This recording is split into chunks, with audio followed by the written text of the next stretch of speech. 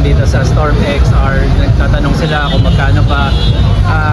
Before, 158 siya, pero ngayon tumaas na siya ng plus 10,000. That's 168,000 na siya. So more or less, nasa 170 na siya. So ang tanong nila, ilan ba yung mga specs nito? Ito po, papakita ko lang din sa inyo. Pero ipapaliwanag ko rin yan. No? 6,000 watts po yung na, ano dyan, na iba. Then bottle niya is EM180. Ito po yung controller niya. So yung peak niya is 14,600 watts. Yung mga yan, pwede nyo baguhin yun sa ano. So range niya 150 to 180. I doubt.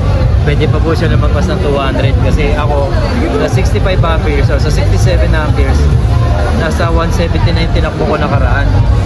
So ang speed niya medyo mabilis nga lang. So possible na umiksi dahil kung ikaw ay laging mahataw, no?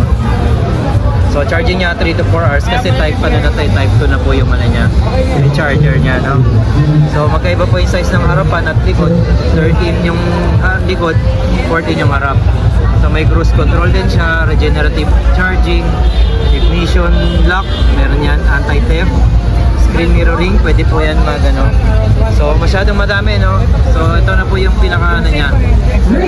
So pakita ko sa inyo. So ayan, inverted fork shocks. Ayan, inverted po siya. Ayan. CBS, combined brake system, combi brake, no? So TCS, traction control. Then MDL, kasama na po yan pag binili. Lahat stock po yan sa presyo niya. Kasama yung crash guard, no?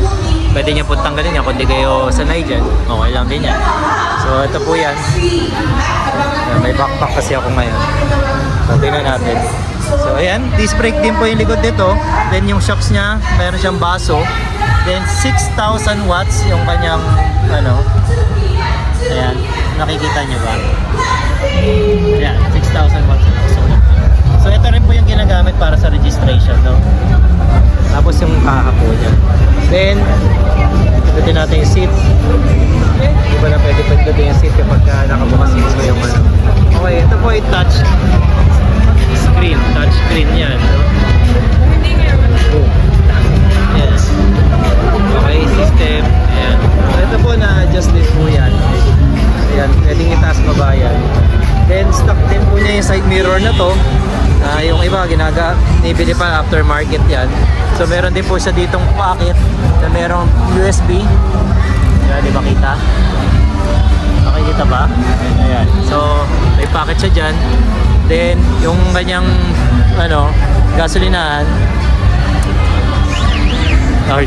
or yung kanyang charger, dito po siya ulit, no? Papakita ko lang po ulit kasi yung iba hindi po nila na appreciate yung ibang video natin dahil nga po sa Okay, so ito, lagay natin sa seat. Okay, bukas na yung seat. So ayan po yung charger niya. Ayan. Ito po yung 95 amperes po na LiPo 4. Ayan. So ito lang po yung pinaka-compartment niya, guys. O yan na siya. Yan na yan. Maliit lang po siya kung titingnan ninyo.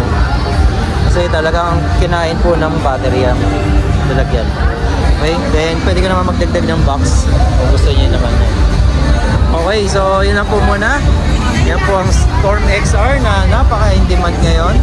Dahil ADV look, adventure bike, ayun na po yun. Okay? So, okay. Ito naman, kalabi niya yung luso, no? Meron na po tayo yan. Nasa 58 or 68,000 na ngayon yan. Tumaas na po siya. At ang ating paborito, Fusion X.